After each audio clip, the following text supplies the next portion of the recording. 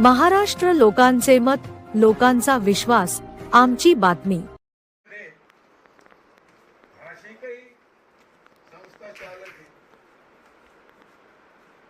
शासन हादरू शकत नाही।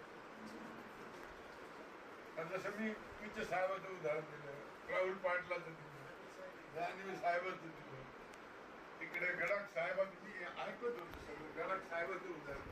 पण ही माणसं का करतात? आता आपले पाटील साहेब त्यांनी सांगितलं चंद्रकांत पाटील।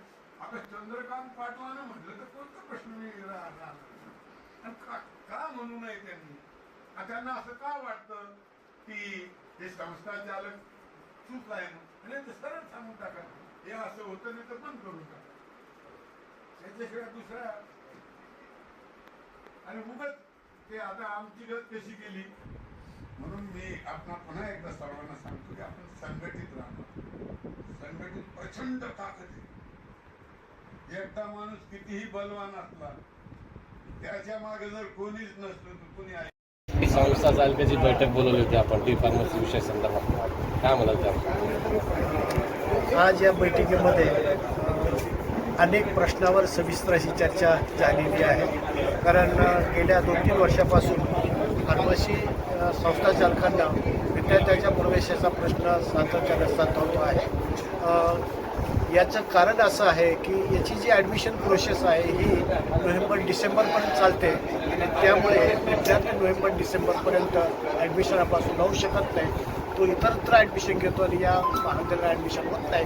ही जी प्रोसेस राबविणारी यंत्रणा आहे ही जाणीवपूर्वक ही प्रोसेस मुद्दाम डिले करते आहे आणि त्यामुळे हे प्रश्न निर्माण होतात। विषय असेल, MSBT असेल किंवा वेगवेगळ्या ज्या संबंधित संस्था आहेत या संस्थांचं सुद्धा ज्या पद्धतीनं सहकार्य आम्हाला अपेक्षित आहे ते सहकार्य या ठिकाणी मिळत नाही आणि त्यामुळे आम्हाला संघटित होऊन या प्रश्नासाठी आता संघर्ष करण्याची वेळ आलेली आहे।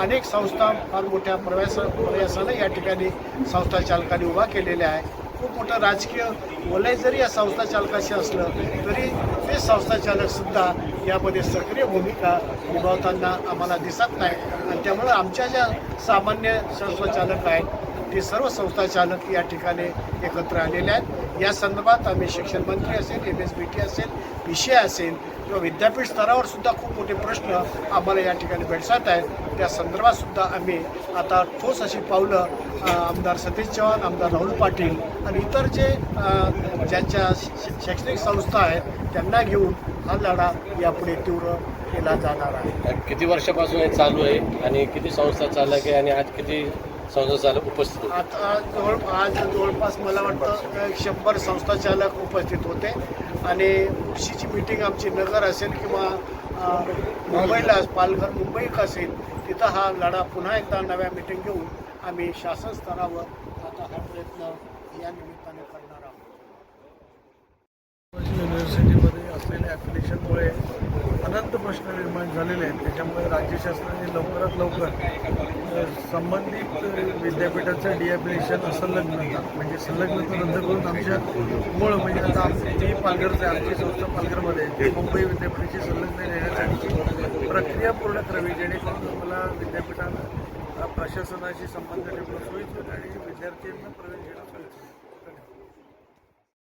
आज आम्ही सर्व मराठवाड्यातील आणि बाजूच्या जिल्ह्यातील संस्था इथं जमा झालो होतो। मूळ उद्देश जे आहे की फार्मसीच्या संस्था चालकांवर B.Pharm कॉलेज जो अन्याय होतोय, टीचर्सवरती अन्याय होतोय, कर्मचाऱ्यांवरती अन्याय होतोय आणि त्या दृष्टिकोनातून सकल विचार करण्यासाठी आम्ही एकत्र आलो। आमचे अनेक प्रश्न pharmacy council of India, admission regulating authority, fee regulating authority आणि बाटू विद्यापीठ आणि संबंधित मंत्री यांच्याकडे आमच्या मागण्या आहेत। आजची संघटना जरी आज मराठवाडा व्यापी असली तरी 2 महिन्यामध्ये आम्ही ही संघटना महाराष्ट्र राज्यव्यापी करणार आहोत आणि आमच्या प्रश्नांची मांडणी आताच सुरू करून मंत्रालयामध्ये ह्या सगळ्या गोष्टी विशेषतः बाटूच्या बाबतीत आमची अशी मागणी आहे की वट हुकूम काढून त्या कॉलेजला त्या विभागात ॲप्लिकेशन मिळावं आणि विधानसभेतल्या ठरावाचा आम्हाला हे दाखवू नये आणि वट हुकूम काढून त्याची पूर्तता करावी अशी आमची मनापासून